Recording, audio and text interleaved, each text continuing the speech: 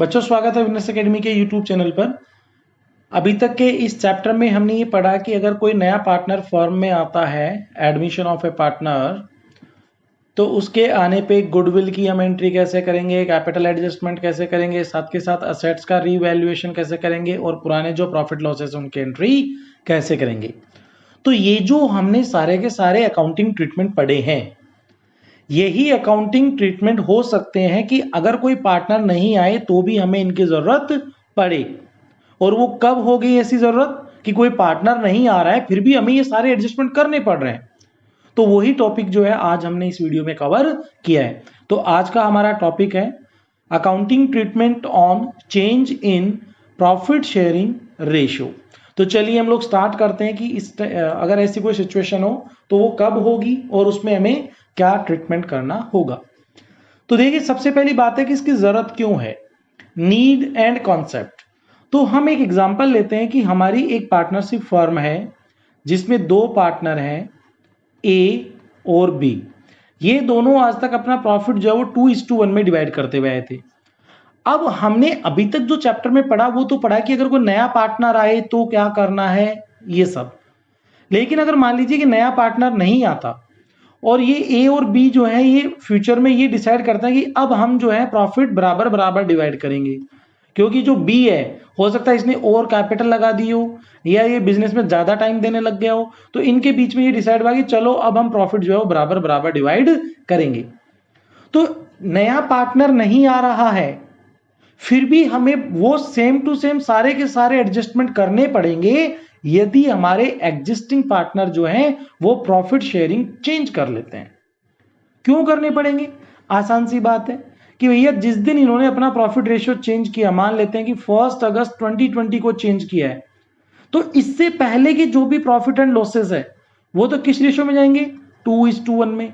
इससे पहले की जो भी गुडविल है, जो भी असेट एंड लायबिलिटी का रीवैल्यूएशन है, वो सब किस रेशियो में जाएगा, 2:1 में। और इसके बाद में जो भी होगा वो किस रेशियो में जाएगा, 1:1 में। तो अगर इनका प्रॉफिट रेशियो चेंज हो रहा है तो इनको 1 अगस्त को बैठकर अपना पुराना हिसाब किताब तो करना पड़ेगा ना, कि पुराना बैलेंस क्या है हमारा, ताकि कल को आपस में डिस्प्यूट ना हो। तो बात समझ में आई। नीड क्या है? नीड ये है कि when existing partners change their profit sharing ratio। Concept क्या है? कॉन्सेप्ट सेम है एडमिशन ऑफ ए पार्टनर के जैसे, कि जिस तरीके से पार्टनर के एडमिशन पे हम जो जो अकाउंटिंग ट्रीटमेंट करते हैं, गुडविल की वैल्यूएशन, गुडविल की जर्नल एंट्री, एसेट्स वगैरह, वो सारी की सारी हमें यहाँ पर करनी है। ठीक है, तो यहाँ पे नया कुछ भी नहीं है, केवल ये है कि पार्टनर नहीं आ रहा तो भी हमें ये सारे एडजस्टमेंट करने होंगे। तो हम इसको जो है एक प्रैक्टिकल प्रॉब्लम लेते हैं और उसी के थ्रू सॉल्व करते हैं। तो हमें यहाँ पर प्रॉब्लम नंबर 24 दी हुई है। क्या? Dinesh, Ramesh and Suresh are partners in a firm sharing profits and losses in the ratio of 3:3:2। देखिए, हमारे 3 पार्टनर है, DRS, दिनेश, रमेश एंड सुरेश। तीनों का प्रॉफिट शेयरिंग हमें दिया हुआ 3:3:2 का। They decided to share the profits equally मतलब 1:1:1 with effect from 1 अप्रैल 2015, 1 अप्रैल 2015 से। तो आसान है ना कि 1 अप्रैल 2015 के पहले जो उनका प्रॉफिट शेयरिंग 3:3:2 था, अब हो गया 1:1:1। तो उस डेट तक के सारे जो भी प्रॉफिट एंड लॉसेस हैं वो हमें क्या करने पड़ेंगे, ठीक करने होंगे। It was also decided that the fixed asset should be valued at 3,31,000। देखिए, यहाँ पे होता है वैल्यू कि हमें इंक्रीज करना है या डिक्रीज करना है। हमें इंक्रीज डिक्रीज नहीं करना, कह रहा है कि हमारी फिक्स असेट 3,31,000 की होनी चाहिए। तो अभी कितनी है, तो आप यहाँ पे बैलेंस शीट में देखिए, अभी हमारी फिक्स असेट है 2,80,000 की, इसको बनाना है 3,31,000। तो देखिए, इसका आसान सा तरीका है, इधर लिख लीजिए असेट होती है डेबिट, लायबिलिटी होती है क्रेडिट। अगर एसेट को बढ़ाना तो और डेबिट कर दो।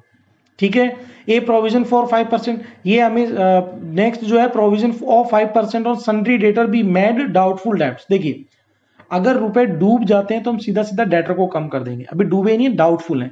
तो हमारे डेटर है 60,000 के, 60,000 का 5% हो गया 3,000 का, हमें जो है प्रोविजन भी करना है। The goodwill of the firm at this date be valued at 4.5 years purchase of the average net profit of last 5 years. ये कह रहा है कि हमारी गुडविल की वैल्यू कैसे होगी, गुडविल की वैल्यू ऐसे होगी कि पिछले जो 5 साल के प्रॉफिट्स हैं 5 ईयर्स, उनका एवरेज करना है, उसके 4.5 साल के बराबर गुडविल आएगी। तो हमें प्रॉफिट्स दिए में the value of stock be reduced, stock की वैल्यू रिड्यूस का मतलब कम करना है, 2 रुपीज 1,12,000 1,12,000 तक कम करना है, बाई नहीं है। देखिए अगर यहाँ पे कहता है ना रिड्यूस्ड बाई की 1,12,000 से कम कर दो, तो मैं सीधा स्टॉक को 1,12,000 टू स्टॉक कर देता, लेकिन टू करना है मतलब रिड्यूस्ड टू करना है। तो अभी मेरा स्टॉक कितना है 1,20,000, 1,20,000 के स्टॉक को कहां तक लेके आना है 1,12,000 तक लेके आना है, टू है तो कितना कम कर देंगे 8,000 से कम कर देंगे इसको। और कम करने के लिए क्या करेंगे, असेट्स होती है डेबिट, इसको क्रेडिट कर देंगे। Goodwill was not to appear in the books, हमारी जो ऊपर 3 नंबर पॉइंट पे दिया हुआ है ना गुडविल, ये हमारी बुक्स में नहीं आनी चाहिए, goodwill was not to appear in the books. तो इसका मतलब ये हो गया कि हम जो जर्नल एंट्री करेंगे ना, वो जो पार्टनर गेन कर रहा है वो तो रुपए देगा, और जो सैक्रिफाइस कर रहा है उसको मिलेगा, हमें गुडविल की एंट्री नहीं करनी है, मतलब अलग से गुडविल अकाउंट नहीं खुलना चाहिए। Pass the necessary journal entries and prepare the revised balance sheet. देखिए जर्नल एंट्री तो हम कर देंगे, सबसे पहले हम लोग क्या करते हैं यहाँ पे गुडविल की वैल्यूएशन कर लेते हैं साइड में, गुडविल। तो गुडविल क्या होगा, पहले हम कैलकुलेट कर लेते हैं एवरेज प्रॉफिट। तो एवरेज प्रॉफिट कितना हो जाएगा, सिंपल एवरेज करना है क्योंकि हमें यहाँ पे दिया हुआ नहीं कि हमें वेटेड एवरेज करना है। 14 + 17 20 22,000 प्लस 27 डिवाइडेड बाई 5 ईयर्स। तो इनका टोटल हो गया है 14 + 17 31 और 20 51 और 51 + 22 ये हो गया 73 और 73 + 27 ये हो गया एग्जैक्ट हमारा 1 लाख डिवाइडेड बाई 5। तो 20,000 हमारा एवरेज प्रॉफिट है। तो गुडविल कितनी हो जाएगी, तो इसने हमें ये बताया कि गुडविल 4.5 ईयर्स परचेज के बराबर है इनटू एवरेज प्रॉफिट का, ठीक है।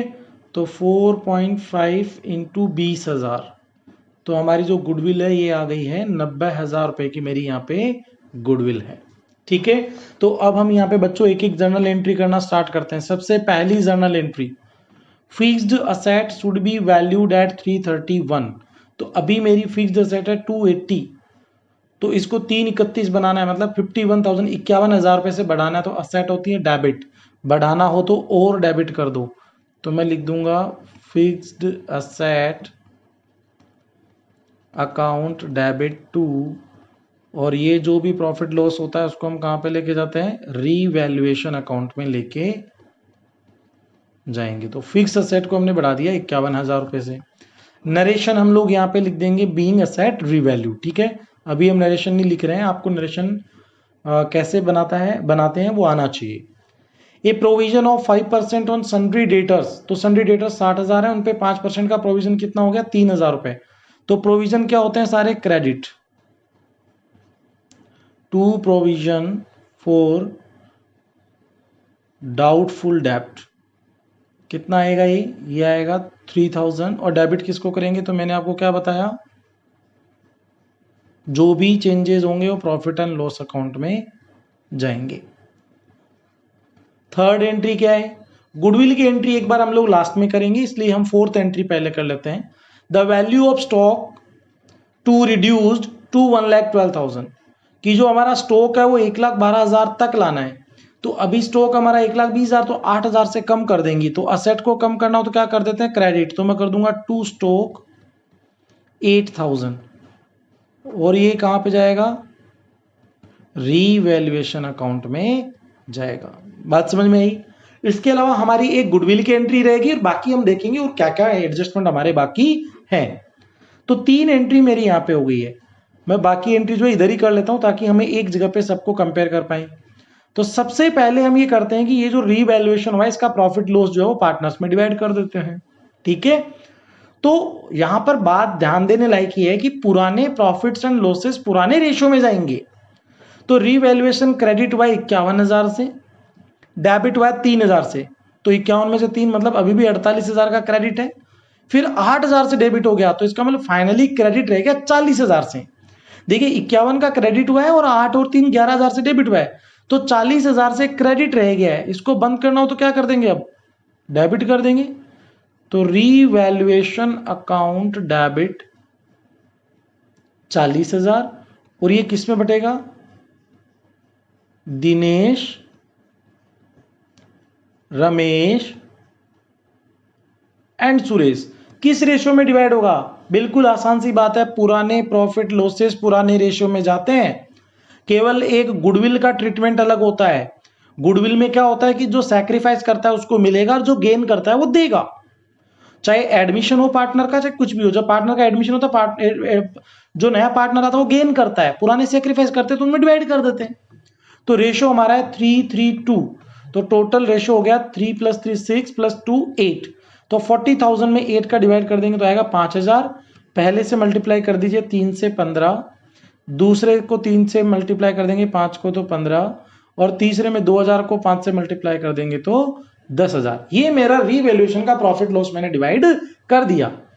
अब हम बात करते हैं किसकी, हम पहले गुडविल की बात करेंगे। गुडविल में आसान है कि जो गेन करेगा वो देगा और जो सेक्रीफाइस करेगा उसको मिलेगा। तो हम यहां पे प्रॉफिट रेशियो कैलकुलेट कर लेते हैं, गेन रेशियो और सेक्रीफाइस रेशियो। ठीक है, तो हमारे पास में पुराना रेशियो क्या दिया हुआ है हमें, पुराना रेशियो हमें दिया हुआ है 3:3:2 का, और अब नया हो गया 1। तो हम यहां पे लिख लेते हैं, पूरा डिटेल में लिख लेते हैं, calculation of sacrifice and gain, calculation of sacrifice and gain. सबसे पहले कौन है, दिनेश, रमेश एंड सुरेश। दिनेश का ओल्ड प्रॉफिट रेशियो क्या था, 3:3:2 था, तो 3, इसका ओल्ड 3 और इसका 2, ठीक है, और रेशियो का टोटल कितना हो गया 8। तो हम इसको क्या लिख सकते हैं, 3/8, 3/8 और 2/8। बात समझ में आई। ये तो है इनका पुराना प्रॉफिट शेयरिंग रेशियो, माइनस नया क्या है 1/3, 1/3 और 1/3, क्योंकि इसने हमें दिया है कि नया तीनों का बराबर है। तो अब अगर मान लीजिए किसी का नया ज्यादा आता है, ये बाद वाला, इसका मतलब गेन किया है, और अगर ये कम आता है इसका मतलब उसने सैक्रिफाइस किया है। भाई ओल्ड ज्यादा है, हमने पहले क्या लिखा है, ओल्ड माइनस न्यू। तो इसको सोल्व करते हैं हम, टोटल आएगा 24, एलसीएम 9 - 8, ये भी सेम आएगा 9 - 8, 6 - 8। तो इसका मतलब ये हुआ कि दिनेश का पुराना रेशियो ज्यादा था, नया कम है, इसलिए इसका सेक्रीफाइस कितना हो गया 1/24। ऐसे ही रमेश का कितना हो गया 1/24, लेकिन सुरेश का माइनस हो गया, मतलब सुरेश का अब रेशियो ज्यादा है नया वाला, तो सुरेश ने किया है गेन 2/24। तो हमारी जो गुडविल है उस गुडविल का रुपए सुरेश देगा रमेश और दिनेश को। बात समझ में आई, कौन देगा हमारे यहाँ पे, सुरेश रुपए देगा किसको, रमेश को और दिनेश को, क्योंकि दोनों ने एक एक पॉइंट सेक्रीफाइस किया तब जाके इसको 2 पॉइंट एक्स्ट्रा मिले हैं। तो हमारी गुडविल कितनी है, गुडविल है 90,000। तो 90,000 की गुडविल जो है पूरी फर्म की है, उसको हम डिवाइड कर देंगे 1/24 से, तो इतने रुपए इसको मिलेंगे। जितना गेन किया है 1/24 90,000, और ये 2/24 ये देगा 90,000 से। ठीक है, तो इसको सोल्व कर लेते हैं हम लोग, कितना आएगा,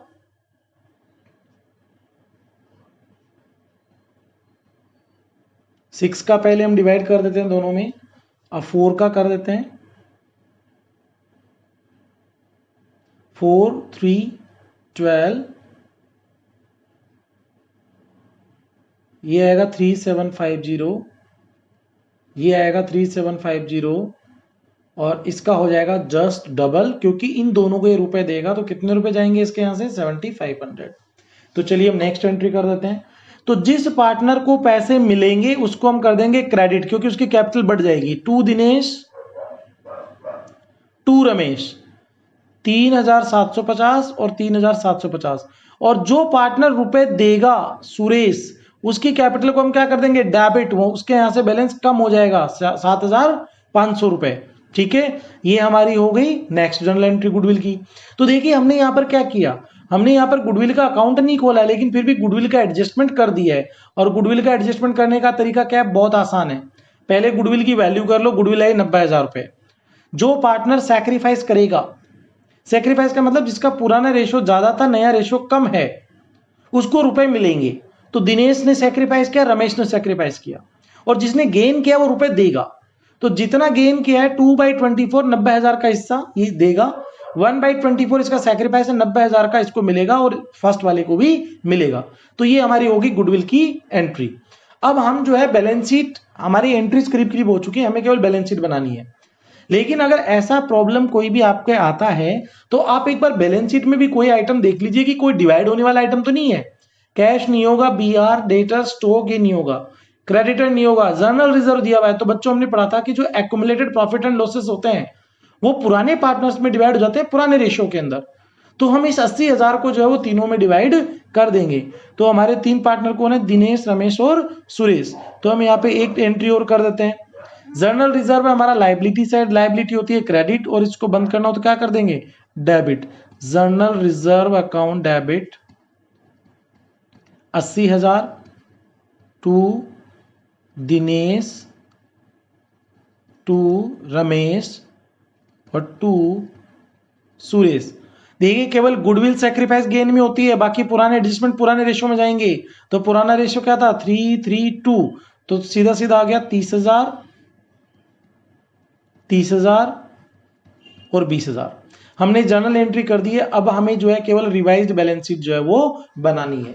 और मैंने आपको बताया था कि रिवाइज्ड बैलेंस शीट बनाने में अगर आपको दिक्कत आए तो उसका आसान तरीका है कि आपको जो पहले जो बैलेंस शीट दी हुई है आप उसको बेस मान के चलिए।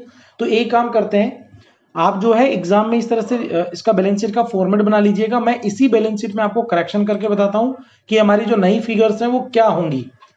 सबसे पहले हम बात करते हैं कैश बैलेंस। क्या हमारी किसी भी जर्नल एंट्री में नगद आया और गया, नहीं, तो हमारा कैश बैलेंस जो है 40,000 का 40,000 ही रहेगा। क्या हमारी किसी भी जर्नल एंट्री में बीआर में कोई चेंज आया, बिल्स रिसीवेबल में किसी भी एंट्री में बीआर में कोई चेंज नहीं आया, तो ये भी 50,000 का 50,000 ही रहेगा। क्या हमारे डेटर्स के बैलेंस में कोई चेंज आया, बिल्कुल भी नहीं आया। बस इसने ये कहा था कि जो डेटर्स हैं वो जो 60,000 रुपए के जो डेटर है उस पर हमें प्रोविजन करना है, और हमने प्रोविजन किया था कितने रुपए का, 3,000 रुपए का।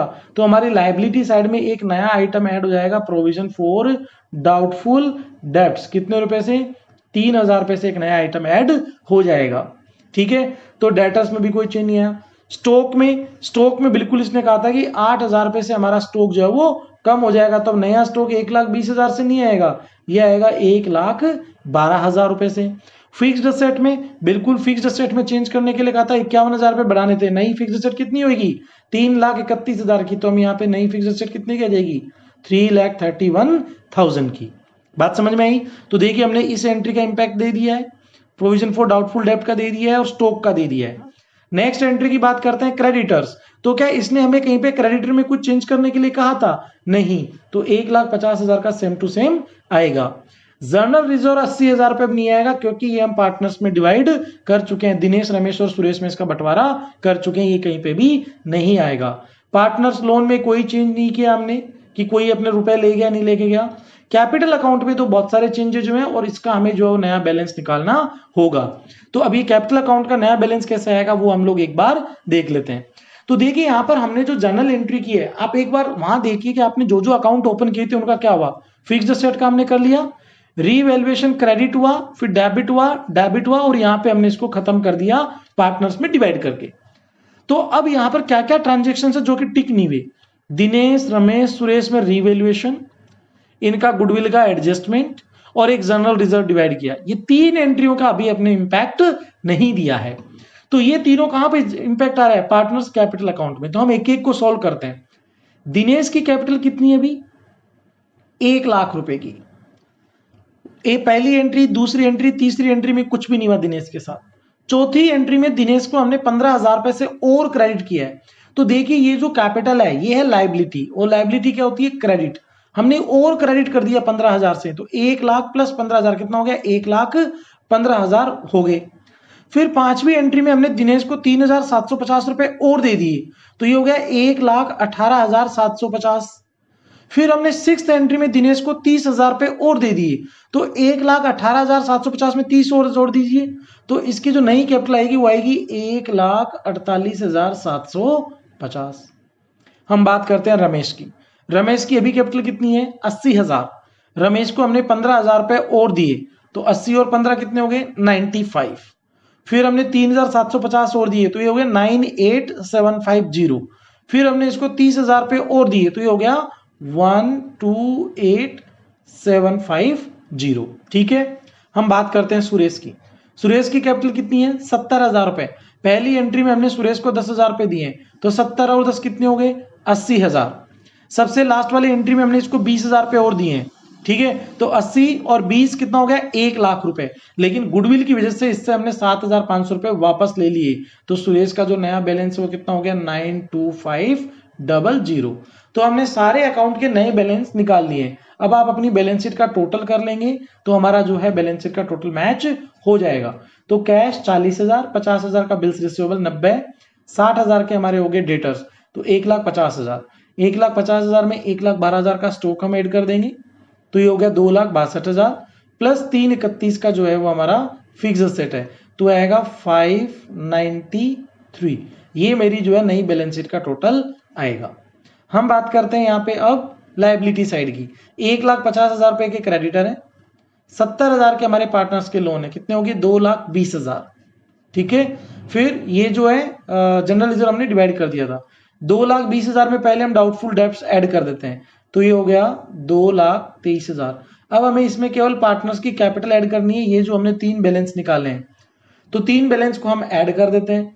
सबसे पहले 148,750 प्लस 128,750, ये हो जाएगा 2,60,000 और 277,500। फिर उसमें हम जो है 92,500 और ऐड कर देंगे, तो ये हो जाएगा 3,70,000 प्लस 223 आप इसमें जो है हमारे पुराने बैलेंसेस थे, तो 5,93,000 आपका क्रेडिट साइड का टोटल भी हो जाएगा। तो मैंने आपको यहां पर इसमें करेक्शन इसलिए करके बताए हैं ताकि अगर एग्जाम में ऐसी कोई प्रॉब्लम आती है तो बैलेंस शीट बनाना आसान है। आपको जो प्रॉब्लम में जो बैलेंस शीट दी हुई है उसको बेस मानना है, फिर ये देखना है कि हमने एक एक आइटम को ले लीजिए। पहले कैश, क्या कैश से रिलेटेड हमने कोई एंट्री करी, नहीं, तो सेम बैलेंस आएगा। क्या बिल्स रिसीवेबल से रिलेटेड कोई ट्रांजैक्शन हुआ, नहीं, तो सेम बैलेंस आएगा। डेटर से रिलेटेड हुआ है लेकिन वो प्रोविजन क्रिएट हुआ है, तो डेटर्स का बैलेंस सेम आएगा। स्टॉक में हमारे कमी आ गई तो हम क्या करेंगे, बैलेंस कम करके ले लेंगे। तो इस तरीके से अगर आप एक एक ट्रांजेक्शन का इंपैक्ट दे देते हैं तो आपकी बैलेंस शीट जो वो 100% मैच होएगी और आपके कोई भी एरर नहीं होगी।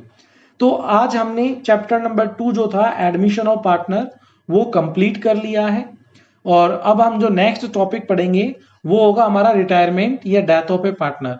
और ये जो चैप्टर है ऑलमोस्ट सिमिलर है एडमिशन ऑफ ए पार्टनर के। जो जो एडजस्टमेंट हमने यहां पर किए थे सारे के सारे हमें यहाँ पे करने रिटायरमेंट और डेथ पे।